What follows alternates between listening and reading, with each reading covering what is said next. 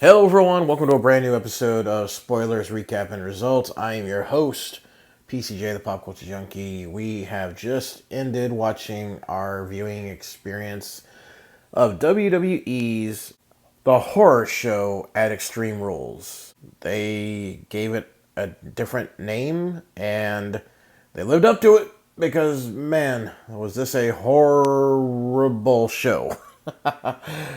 If you watched it, share your thoughts and comments right away in the comment section below. I would love to hear as many people's feedback and comments on this show. What are they doing? Why are they doing things like this? Just, again, to me, it always seems like they try so hard to be so easily bad. It's not that hard of a thing. Pro wrestling has been successful for decades upon decades, and the things they're doing just, So we're going to go over the entire card of what just happened and try to understand or figure out, or some manner figure out why they've become what they have become.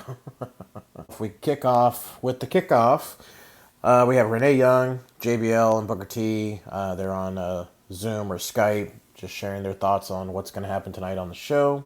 During the kickoff, we have our opening match, which is Kevin Owens, former Universal Champion, NXT Champ, multiple-time Intercontinental Champ. We have Kevin Owens on the kickoff show against Murphy, the Murph. Kevin Owens hits a stunner for the win, and that's it. Kevin Owens deserves more than a kickoff match. Come on.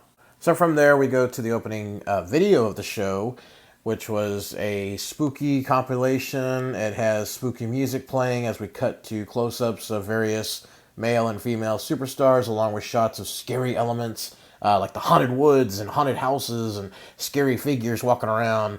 I swear at one point I saw them sneak in a scene from The Grudge with the hand in someone's hair gimmick. I swear I saw that at one point. So we're on the main show now, and our opening matchup is SmackDown Tag Team title match. It is a table match. Big E and Kofi Kingston of the New Day versus Cesaro and Shinsuke Nakamura. Kofi had Cesaro set up for a Hurricane Rana off the top rope where two tables were stacked on top of each other on the arena floor. But Shinsuke breaks the attempt, and instead they double powerbomb Kofi through both tables to the floor to get the win. And Shinsuke and Cesaro are your new SmackDown Tag Team Champions. So that was a surprise for me. I didn't think they were going to get the belts off New Day, and I'm glad they did, and I really wish they'd just go away from New Day forever, okay? So we have new tag team champions on SmackDown. Next up, we have the SmackDown women's title match. Bayley comes out with Sasha Banks. Nikki crosses her opponent. She comes out with Alexa Bliss, and they are at ringside during the entire match. Bayley begins to crawl under the bottom rope to the outside, but Nikki is pulling on her legs. At this point, the ref is distracted, trying to get Nikki to let go of Bayley's legs. Sasha slips her boss knuckle jewelry to Bayley, who then uses it to punch Nikki in the ribs, follows it by hitting the rose plant for the pin, and she retains her title. We then see a Firefly Funhouse segment. It begins almost like a B-movie, 80s horror comedy TV special. And we see Bray showed up, dressed up as like a vampire TV host. He's laughing hysterically. And he says, we are going to now go to some horrible footage. And they cut to the karaoke segment on SmackDown from last week. And he quickly interrupts it, saying, no, not that footage. And then just says that he will, put an end to Braun at the swamp fight. And he laughs maniacally, and the segment ends. It was okay. I liked how they had like a little Frankenstein's monster laboratory set up in the Firefly Funhouse. It was kind of nice. And it was in black and white. That was nice too. Next up, we have the match everyone's looking forward to. Eye for an eye match. Rey Mysterio versus Seth Rollins. Lots of weapons were used. Rollins even came out to the ring with a pair of pliers in hand. So we're going to see Rollins literally rip Mysterio's eye out, or Mysterio do the same to Rollins. At least that's what we were led to believe. So we had kendo sticks, steel chairs, tables. They mostly brought around the ring, outside the ring. They were in the ring a little bit, but mostly outside the ring. At one point, Rollins tries to stab Mysterio with a tool that he got from the toolbox that was at ringside. But Mysterio drop toe holds Rollins into the corner of the commentary table, and the ref quickly goes to check to see if Rollins' eye is still intact. I'm sorry, I thought they had to actually pull the eye out. That's the gimmick, right? But I guess if you just smash your eye, and it's hurting, I guess that would have been it. Maybe. Who knows? Rollins then ties up Mysterio's hand to the bottom rope, and he tries to gouge the eye, but Ray uses his legs to swing Seth's head into the turnbuckle post. Ray hits a sliding Panama Sunrise to Rollins from the outside of the ring into the barricade. That was a really good move. Ray then tries to stab Seth in the eye with a broken kendo stick, but is unable to. Rollins tries to shove Ray's eye first into the steel steps, but Ray counters with a curb stomp. Ray then attempts to shove Rollins' eye into the steel steps, but hits a low blow followed by a kick to the face. Rollins then hits the curb stomp on Rey Mysterio on the arena floor. Rollins then pushes Mysterio's right eye into the corner of the steel steps, and Mysterio rolls to the floor. The ref then calls for the bell, and we see under Ray's hands that's partially covering his face, we see a fake plastic eyeball laying on top of his face quickly enough just before they cover his head with a towel, and then the trainers come out and walk Ray to the back to put the eyeball back in, I guess. At this moment, though, when they first show the fake eyeball, the camera pans over to Rollins, who is now sick to his stomach by what has just happened, and he begins vomiting on the floor right in front of the NXT stars that are in the audience. I don't know what looked more fake, the vomit or the fake eye. I don't know, but my God, this was bad. We go backstage. Kayla Braxton interviews Bayley, who says she hopes one day Mysterio will see this promo, but not to worry because he isn't seeing double vision because she is still dose belts, and soon Sasha will be double belt Banks. We then go to the Raw Women's title match. Asuka defending the title with Kairi Sane in her corner against Sasha Banks with Bayley in her corner. So Sasha attempts to hit Bayley with a tag belt, but Asuka shoots the mist at Sasha but ducks, and the ref gets hit by the mist. Asuka then goes for the Asuka lock on Sasha, but Bayley comes from behind and hits Asuka with a title belt. Bayley then takes the referee, who's still incapacitated from the mist, takes his shirt off of him, puts it on herself, and then counts the 3 with Sasha pinning Asuka. The bell rings, and Bayley grabs all the belts, but the commentators are confused by all this, of course.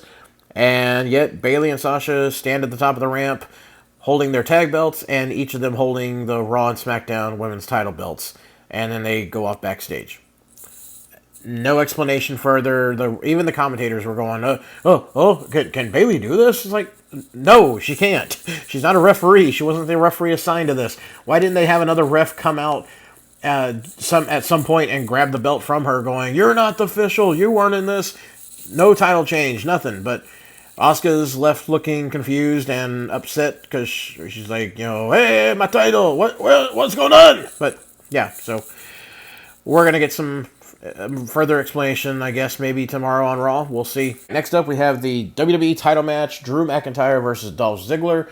Ziggler, of course, had won the right to name the stipulation for this matchup and had refused to share that information until just before the match happens. So after the ring announcements, Dolph gets on the microphone and he says, you made a big mistake, Drew. I'm smarter than you, and you signed a contract without knowing the stipulation. So I'm announcing now the match will be an Extreme Rules match for me only. Oh, okay.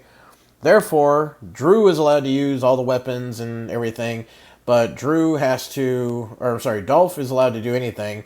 Drew can't do anything. He has to just wrestle this like it's a regular wrestling match, and Dolph can, do anything.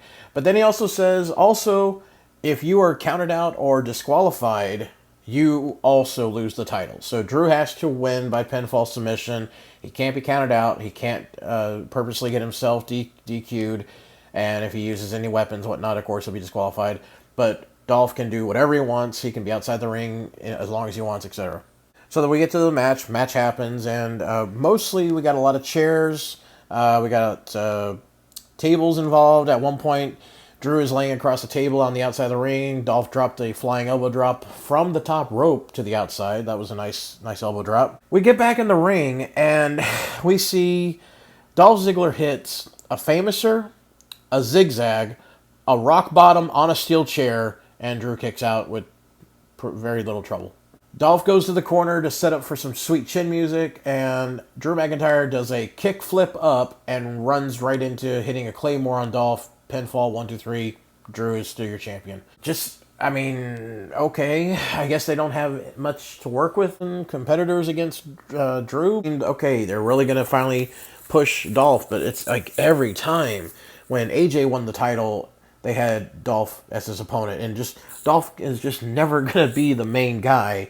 And for someone who's been around this long and involved in so many storylines, why not? This would have been a great surprise to see Dolph use everything available. He was a perfect heel right here, okay? I'm making a stipulation to where you can't win this.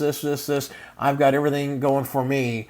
And they should have had something where it's like, Drew, you were up against the wall. You were in the corner. You had everything against you. And it would have been a great story to have Dolph win the belt, maybe do some rematches later. But I want to see, Dolph Ziggler get a solid title run, and he's just never going to get that. All right, last but not least, we are at the main event of the night, and grab your popcorn because it's movie time, guys. We have the Swamp Fight. Braun Strowman, the Universal Champion, and the belt is not on the line, thank God, against Bray Wyatt in a Swamp Fight. Now, if you saw WrestleMania and you saw the Boneyard match, then you're not going to be too disappointed if you enjoyed that one, because we kind of got a retelling of that almost. We got Bray Wyatt sitting in a rocking chair on a dirt road, and here comes a truck driving up, but we didn't get any crazy weird Metallica music playing.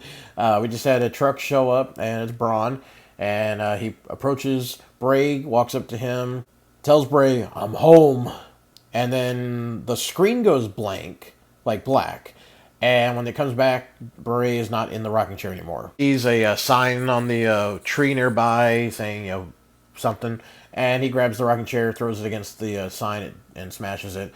He then kind of wanders a little bit into the woods, and then suddenly two men wearing black hoods just start jumping him and attacking him.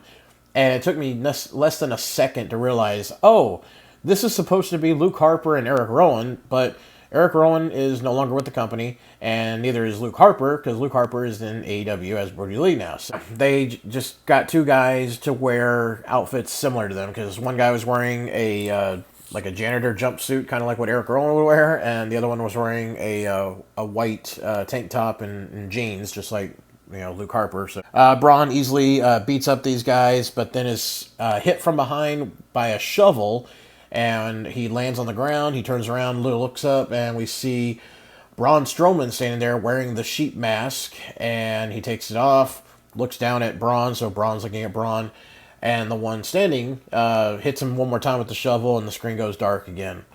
Next we see Braun wakes up. He is chained to a rocking chair in some building of Bray Wyatt's.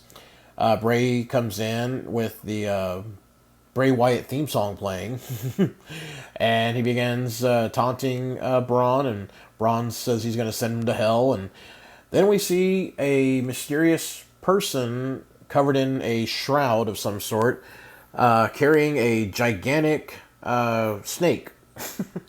Is this the snake that Braun years ago said on a promo that he drank the blood of the snake and ripped it apart or something? I guess that's what they're referencing. So it looks like the snake attacks Braun, but they don't show it, of course. It's not like Randy Savage and Jake Roberts in 1992.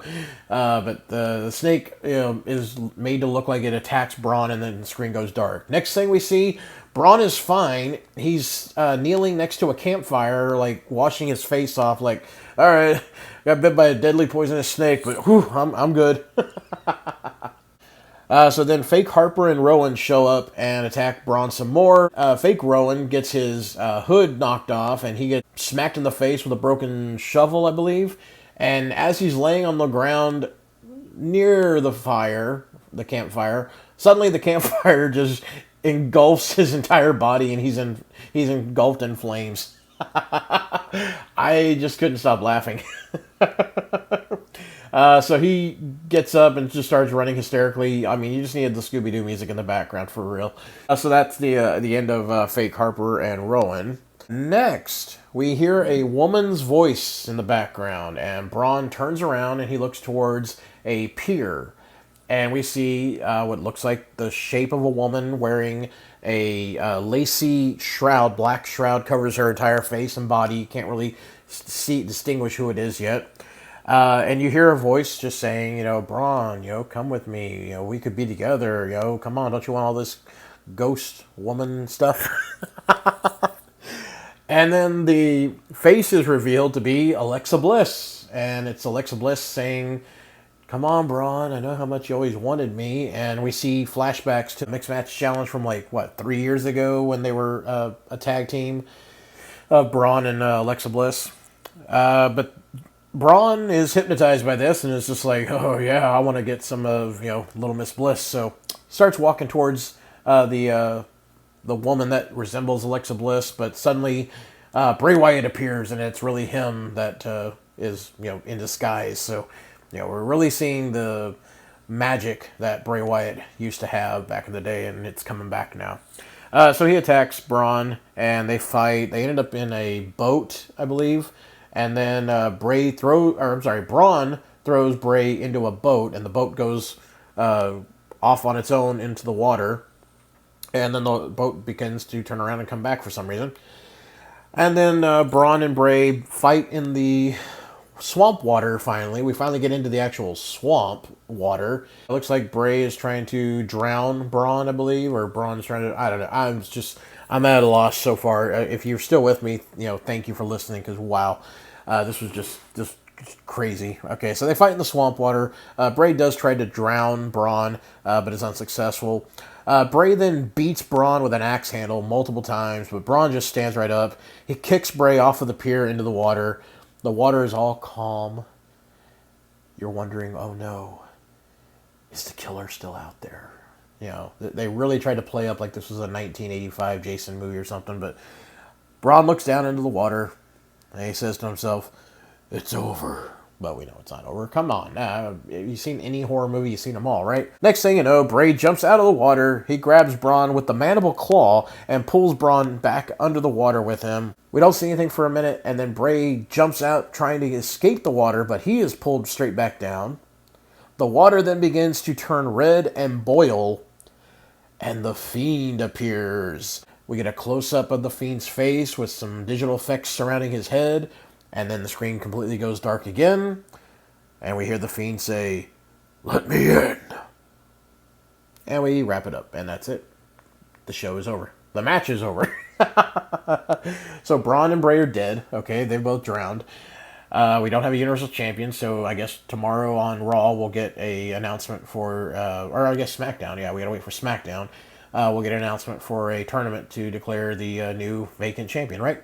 All right, sounds good. It should be fun. I like tournaments. How about y'all? So that's it. That was the horror show at Extreme Rules. What did you think of the show? Based on that review and spoilers and the recap, what did you think? Share with me, please. I don't know where else they're going to go from here. What is the next movie match we're going to see? Okay, the next show is SummerSlam.